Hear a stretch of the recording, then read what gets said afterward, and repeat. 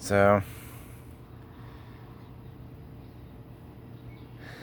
the Redwall series.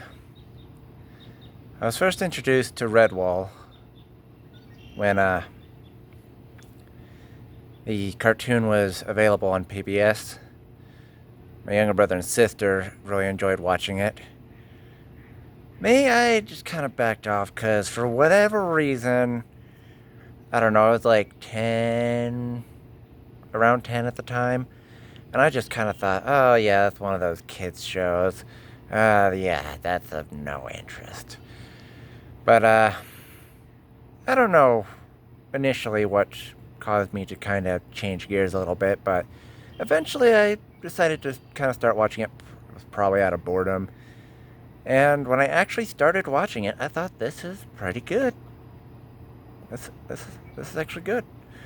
And of course, you know, that Brian Jacques and some of those guest kids talk about the books, and so I'm like, oh hey, there's books. Oh, well, I like to read. Let me check out the books and see how good they are. So, went to the local library, and I don't know who it was that kind of implied to me that the Redwall books were written by different authors or something like that, or that the Redwall books were kind of scattered throughout the library rather than actually all being together in one place. And so I thought, great, I have to actually look for these, like, all over. But anyway, I got help. I think the first official book I read was Outcast of Redwall, or at least that's the first one I remember hearing. And it was interesting because, at the time I wasn't too familiar with a lot of big words, which was especially interesting considering the Redwall series. I didn't actually know what the word outcast really meant. I mean, I probably subconsciously heard it from The Lion King when Pumbaa and Timon were saying that they were outcasts, but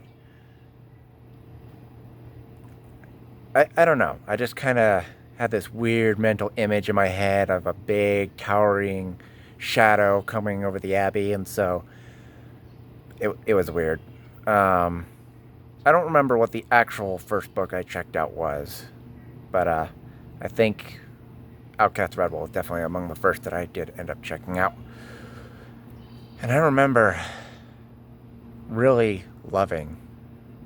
I just fell in love with it pretty quickly. I mean, I was one of those individuals that I would pick up a book, and if it didn't really grab me, then I would just kind of just not be motivated to continue. I wouldn't just like set it down. It's just I would, bookmark it when I reached a stopping point and I had to go do something else, and I just never get around to reading books that just didn't really pull me back. Redwall series definitely pulled me back. In fact, I got so into it that once I read all the available books, every single time there was a new book published, I just could not wait to get the next copy.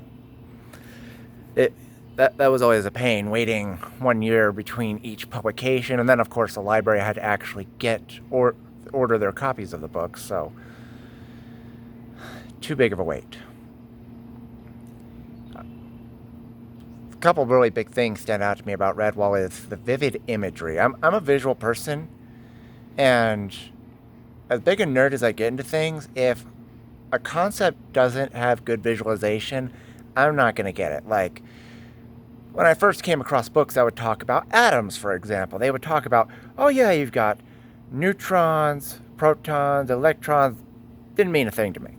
Didn't mean a thing at all. Not until I actually saw an image, then I was like all, ooh, geeky all over it. Redwall was one of those few things that was so good in its visual imagery. It pulled me right in.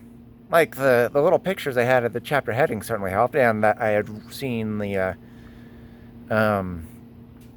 cartoon series definitely helped.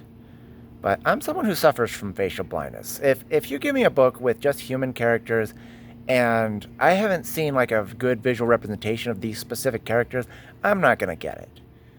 With Redwall, that's not big of an issue because for some reason, just the characters' personalities and the way they're described, whether or not they have an actual picture of them, doesn't matter. I still picture it. This is how good the Redwall series is. Personally,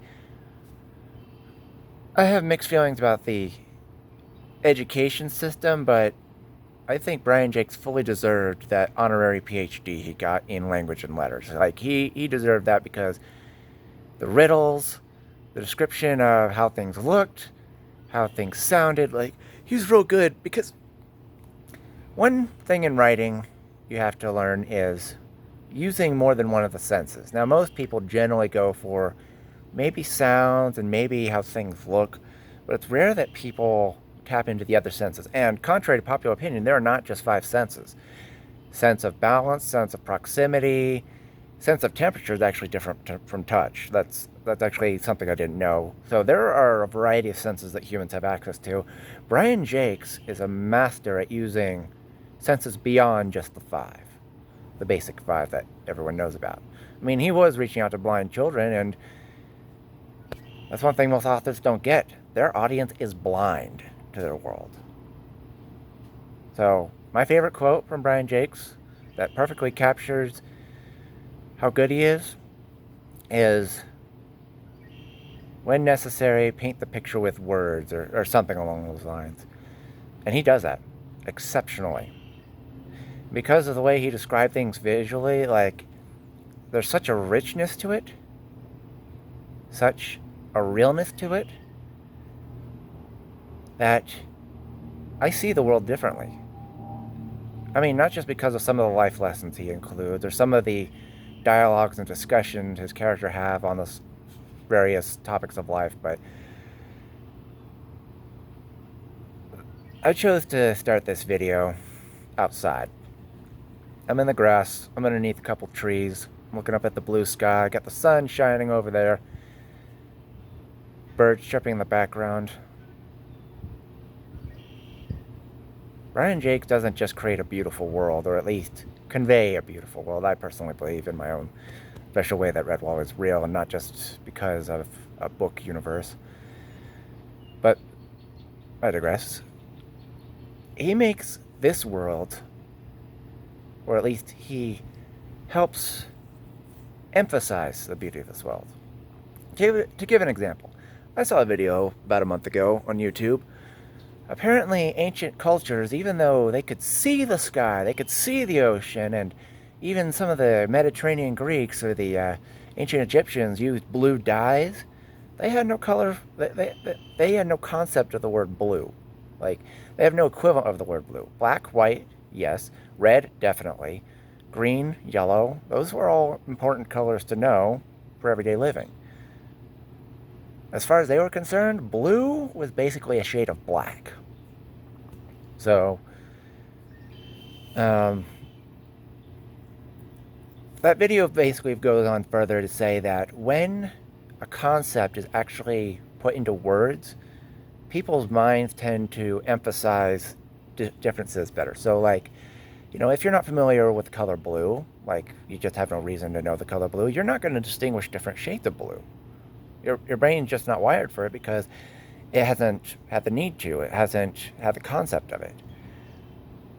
When a color is described in words in such a way that distinguishes it from a similar color, like how orange is different from red, but a lot of older works refer to orange as red, like redheads. Sorry, most redheads are actually orange heads, but no one else sees them as orange. Or tigers were referred to as red instead of orange, like the rest of us modern people know them as. But all that aside, Brian Jacques basically creates such vivid imagery that, at least for me, my brain now can distinguish things a lot better, can distinguish one thing from another by overemphasizing the differences, enough to contrast them, to see them as unique. Basically creates a more beautiful world. And I don't know if that or some genetics helps me to become a tetrachromat, but I like being able to see the world much bigger, much brighter, much more colorful, much more beautiful, and I chalk that all up to Brian Jacques. I mean, I'm a completely different person just for knowing the Redwall series. Well, my video's already gone up to 10 minutes, so probably overkill, but really wish I had written that letter to Brian Jacques. Really wish I had met the guy before he passed away, but